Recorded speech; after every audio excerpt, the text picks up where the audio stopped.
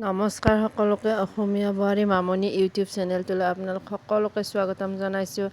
আৰু আজি আমি বনাবলৈ ওলাইছোঁ মূলাৰ চাটনি।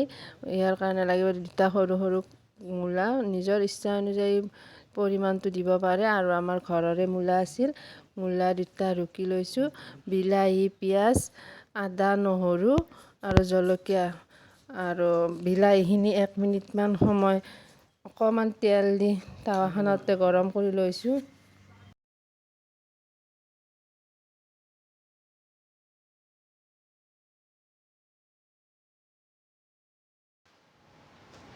এতিয়া গোটেইখিনি এটা খুন্দনাত খুন্দি লগাব লাগিব। মিক্সিত মাৰিলে মানে বেছিকৈ মিহি হৈ যায়, ইমান বেছি মিহিও ভাল নালাগে। সেইকাৰণে খুন্দনাত খুন্দি ল'লে বেছি টেষ্টি হয়। আৰু এই ৰেচিপিটো আমি ফেচবুকত চাই পাইছোঁ, ফেচবুকৰ পৰাই। আমি বোলো চাওঁ কেনেকুৱা লাগে। সঁচাই খাবলৈ খুবেই টেষ্টি লাগিছে। আৰু বিলাহীৰ বাকলিটো এৰাই দিব, তেতিয়াহ'লে বেছি ভাল। আৰু কেইটামান চফ শুকান কেৰাহীত এনে অকণমান গৰম কৰি ল'ব। আৰু ধনিয়াখিনি আপোনালোকক দেখুওৱা নহ'ল, ধনিয়াখিনি খুন্দি ল'ব।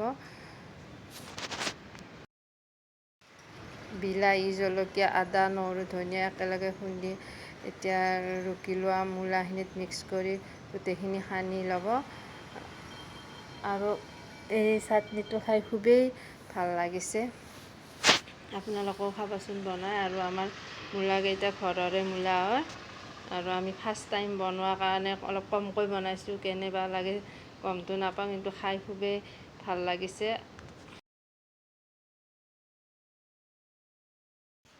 গোটেইখিনি খুন্দি লৈ বিলাহী, জলকীয়া, নহৰু, আদা গোটেইখিনি একেলগে খুন্দি লৈ মূলা আৰু পিঁয়াজখিনিৰ লগত একেলগে সানি দিব। আৰু ইয়াত নিমখ দিব নিজৰ সোৱাদ অনুযায়ী। হৈ গ'ল আৰু চাটনি খাব পৰা। আৰু খাই খুবেই ভাল লাগিছে। আপোনালোকেও খাবচোন বনাই। আৰু আজিৰ ভিডিঅ'টো চাই যদি ভাল পালে তেতিয়াহ'লে লাইক, কমেণ্ট আৰু ছাবস্ক্ৰাইব কৰি দিব। আজিলৈ আহিছোঁ, ধন্যবাদ।